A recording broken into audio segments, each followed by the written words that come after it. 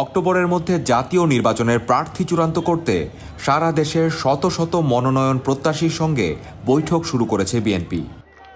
দলীয় নেতারা জানিয়েছেন, মনোনয়নের জন্য চূড়ান্ত করতে হাইকমান্ড দেখছে তাদের জনপ্রিয়তা, সাংগঠনিক শক্তি ও জয়ের সম্ভাবনা। বিএনপি মহাসচিব মির্জা ফখরুল ইসলাম আলমগীর গত সপ্তাহে প্রার্থীদের সঙ্গে যৌথ বৈঠক শুরু করেছেন। ঐক্যের বার্তা দিতে প্রতিটি নির্বাচনী এলাকায় সব প্রার্থীকে একসঙ্গে ডাকা হয়েছিল।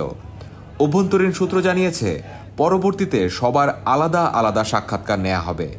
জ্যেষ্ঠ নেতাদের মতে, সারা দেশ থেকে বিএনপির মনোনয়ন চাইছে প্রায় ১,৫০০ জন।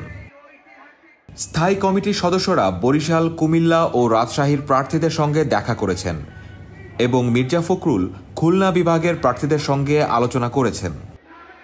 গত ৬ অক্টোবর তারেক রহমান দলের নির্বাচনী অবস্থানে স্পষ্ট করে বলেছেন, আমরা প্রতিটি এলাকা থেকে এমন একজনকে দলীয় মনোনয়ন দিতে চাই যিনি স্থানীয় সমস্যা বোঝেন এবং জনগণের সঙ্গে যোগাযোগ রাখেন। দলটির যুগ্ম মহাসচিব এমরান বলেন, বিএনপি বড় দল, কাজেই প্রতিটি আসনেই একাধিক প্রার্থী থাকা স্বাভাবিক। যারা জাতীয় নির্বাচনের মনোনয়ন পাবেন না তাদেরকে জেলা পরিষদ বা উপজেলা চেয়ারম্যানের মতো পদের মনোনয়ন দেওয়া হবে। প্রার্থী মনোনয়নে দেরি হওয়ায় অনেক প্রার্থী কিছুটা হতাশা প্রকাশ করেছেন।